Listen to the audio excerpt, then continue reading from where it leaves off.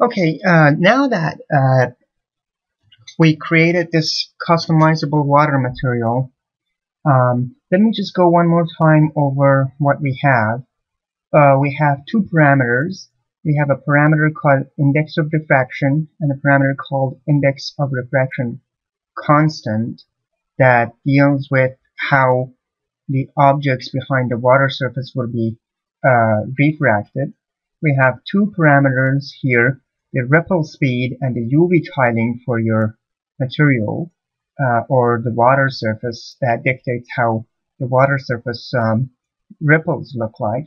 And we have a liquid color which dictates what is the color of our object, and light vector parameter which basically shows from which angle the light is reflecting on the surface of the water.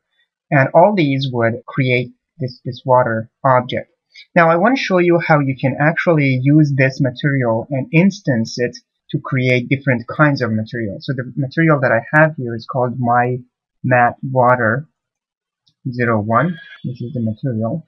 Now if you go to content browser and you right click on your material, you would see several options, and one of the options that you can basically use is to create a new material instance, constant or time varying. So for now we'll create a new material instance constant, and we call it material water 1 instance, and click on it and you see that your material will be created. Now you can in the instance editor, material instance editor, you can edit the look of your material, and if you click on the real time, you will see that your material will show up in real time.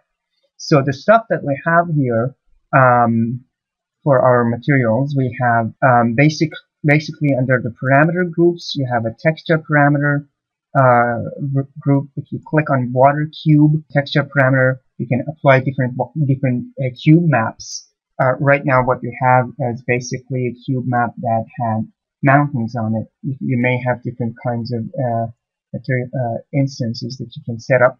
You can check on the scalar parameters that you have, index of refraction and index of refraction constant. So if you increase, for example, the index of refraction to 1.5, the refraction will be more pronounced. If you click and you change your strength reflection basically to smaller values, your object becomes less reflective.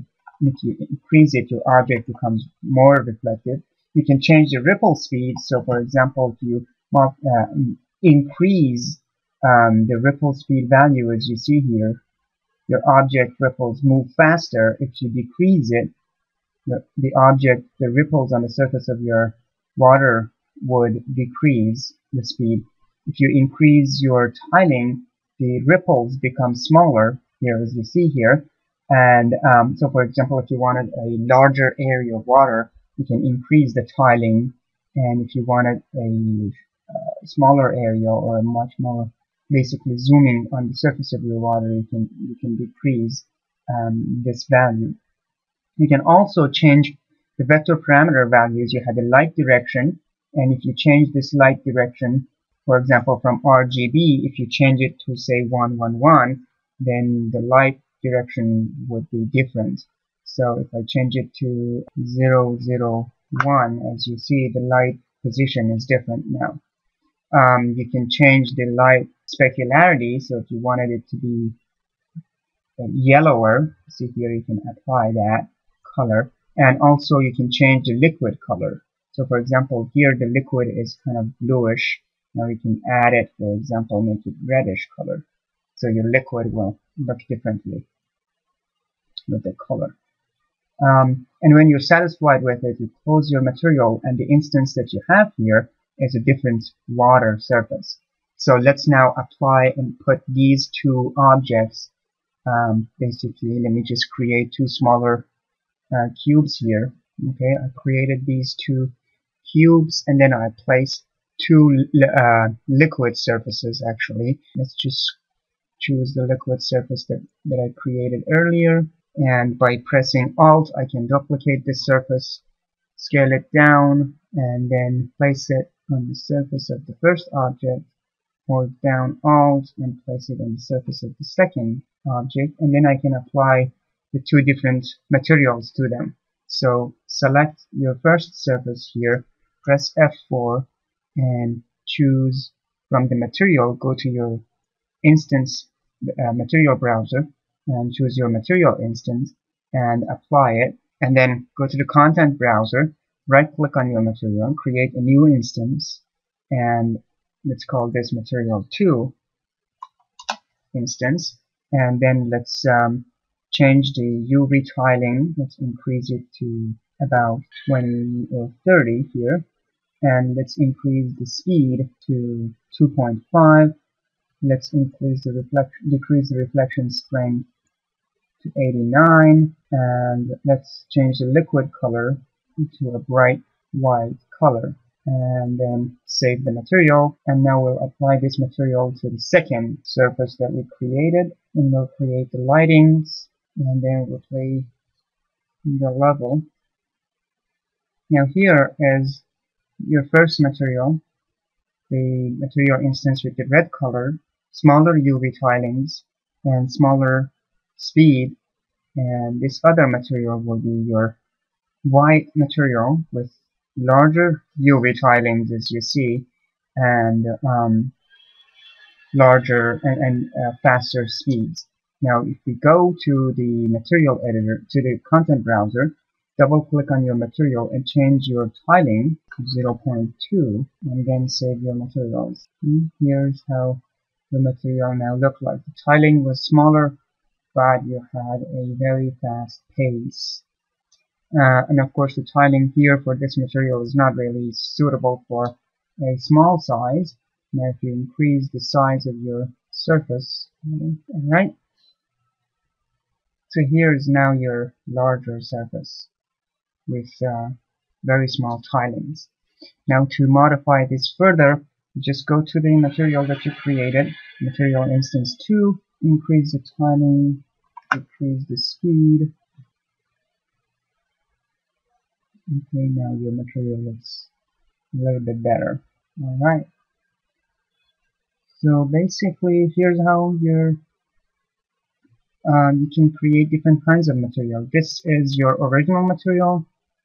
This is the instance with a different color, and this material is the material with a different tiling and speed applied to it. Okay. Next, let's create a material that is basically made. It's supposed to create a wax color, and I'll show you how subsurface scatter works with this material. Right click and create a new material and put it in under the materials section and call it my wax 01. Okay. Now if you look at the material as you have it, you can use diffuse and emissive and specular power to create your material's colors and textures. And then if you use the transmission mask and transmission color, you could basically make subsurface scatters on your material. So let me show you how it works. Let's bring a three-dimensional, vector color, and let's bring the color kind of yellowish look, and then add it to the diffuse map. So your material looks like this. Let's bring a different color. So press 3 and hold, and this way you can add, let's say, a kind of whitish color here, and then we'll apply that to your specular component, so your material has this specular value to it. And then if I click on a constant, basically hold 1 and bring the constant, then I can make this as a specular power, and so you can control the size of specularity here.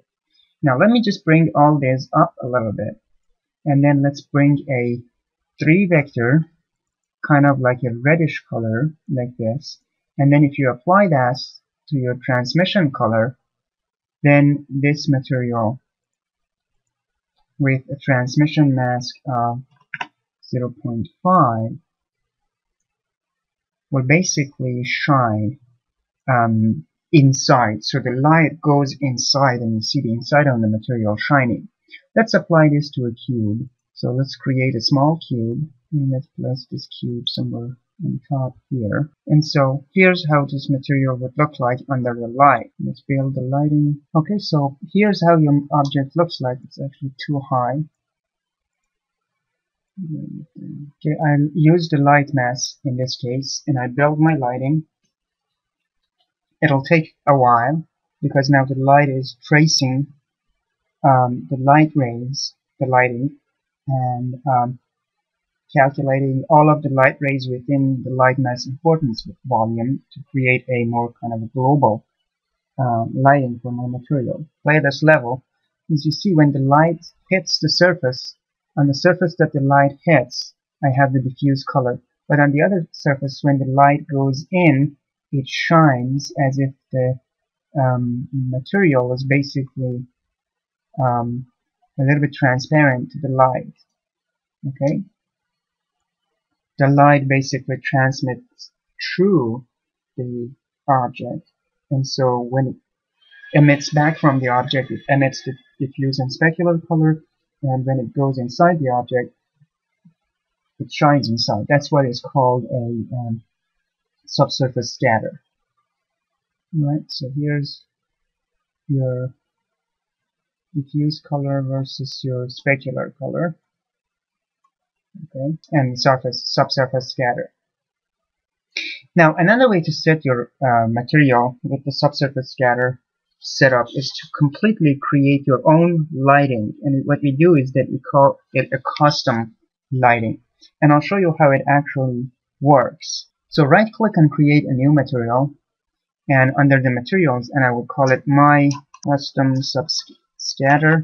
And for this material, click on the lighting and make it MSM custom. So you can add an MSM custom lighting to your material.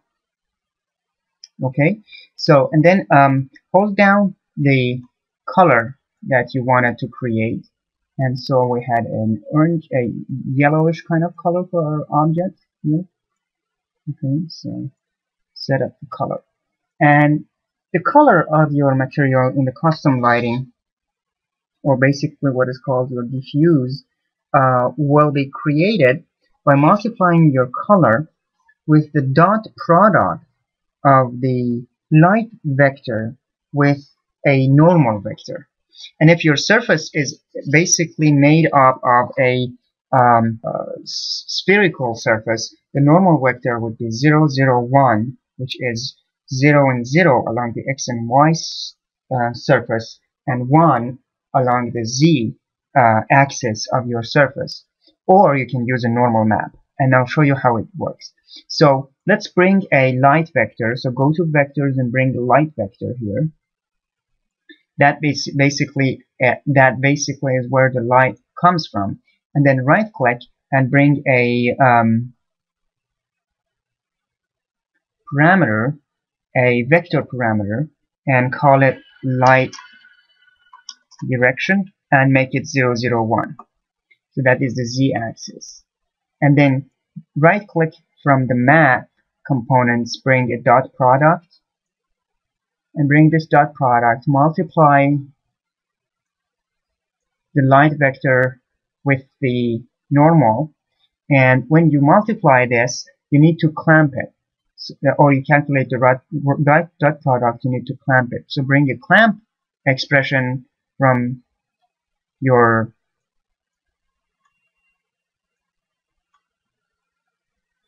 utilities, and then bring a 0 and 1 constants to clamp between 0 and 1, because dot product would have to be always between 0 and 1. It will be between 0 and 1, but because light parameter is a different parameter that people may choose to use, and not just basically a normal vector, we also use a normalize expression to normalize this vector between to become a unity vector, basically a vector whose size is always 1, and then use the normalize for multiplication, or the dot product. And then we will multiply the color of our diffuse color with the clamped dot product. And this will give me, if I apply this to the custom lighting right here, it'll give me the color for my object. And as you see, when the light shines in, the color looks brighter, and when the light doesn't shine in, the color looks darker, right?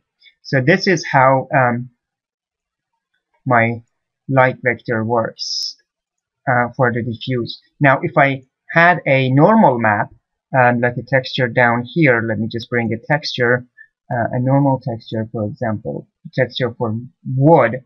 If I create a texture sample with the normal coordinates on it, and instead of my normal map, if I use a texture normal, you see, now the diffuse color has the normals on it.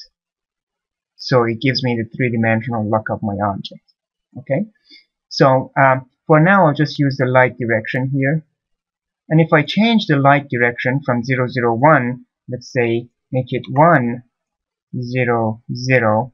Now the light is reflecting from the other side, or the opposite side of my object. So the light is going from the other side, or the normal map is going from the other side. So let's make this 0, 0, and 1 for basically making it a sphere look. Okay, now we can use the light vector and the reflection vector to create the specularity, because specularity is essentially how smooth the surface is, meaning that if your surface is completely smooth, the light will reflect from the perfect reflection vector, and if your surface is not smooth at all, then it scatters all over the place. So that's from the dot product of your light vector with the reflection vector. So right click from the vectors, bring the reflection vector, calculate the dot product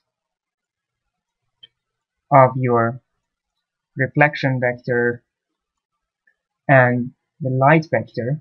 So here I'm calculating the dot product of the reflection vector and the light vector, and then clamp it between 0 and 1.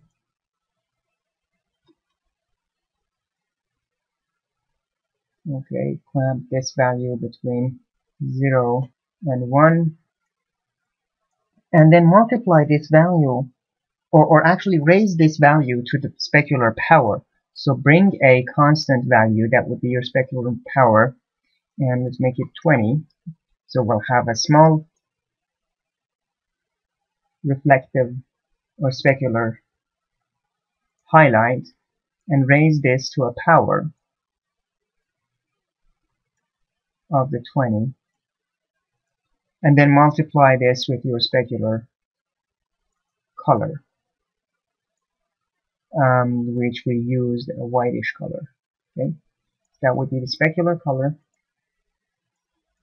and the specular amount, to bring the constant, make it 0.5, multiply your specular power with the constant, and then multiply the result with your specular color. Okay, and then add the two values. So here your diffuse value will be added to your specular value, and when you add it, then you'll have your specular highlight. Okay, and finally we want to add our subsurface scatter. Now the subsurface scatter is the opposite of your diffuse value. The diffuse value is basically reflected from the dot product of your normal map and the light vector with the diffuse color. But the subsurface scatter is 1 minus this value. So bring a 1 minus operator and get from the clamp value, which is the dot product value, and then multiply this value with your subsurface color. So if you bring subsurface color of red, for example, like so, and then multiply this with 1 minus of reflective or diffuse value, and then add this value to your total lighting and apply it into your custom lighting, then you'll have your subsurface scatter value. Okay, apply this and then go to the map, and I will create now a new surface here, and from my content browser I will save my custom subsurface scatter and create a new object based on this. Okay, and then I will create my lighting. Okay, and here's my lighting, the two comparisons here. Okay, and if I play the map, you will see that the one to the left here is the one with the Fung lighting with the subsurface scatter mask, and the one to the right is the one that I created with the subsurface scatter, essentially that I made myself with the custom lighting. So the light vector comes in. As you see, specular component is created with the highlight on top. The subsurface scatter is when the light goes inside and shines, as you see the pinkish color at the back of this object. And the lighting that you see here on the surface is the diffuse color.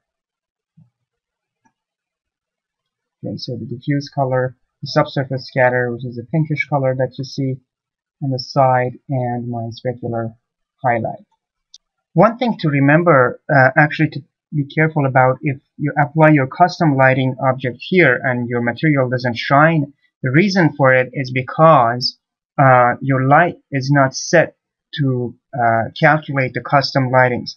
To set that, press F4 on your light, and then when you go on the light component, scroll down, and then you see the lighting channel. It says BSP, static, dynamic, skybox, and then you need to check the unnamed. If you uncheck the unnamed when you calculate your lighting, as you see here, your objects with the custom lightings would turn dark and they will not shine, as you see here. So go and check on unnamed, and then when that is done, close your map and run your lighting one more time.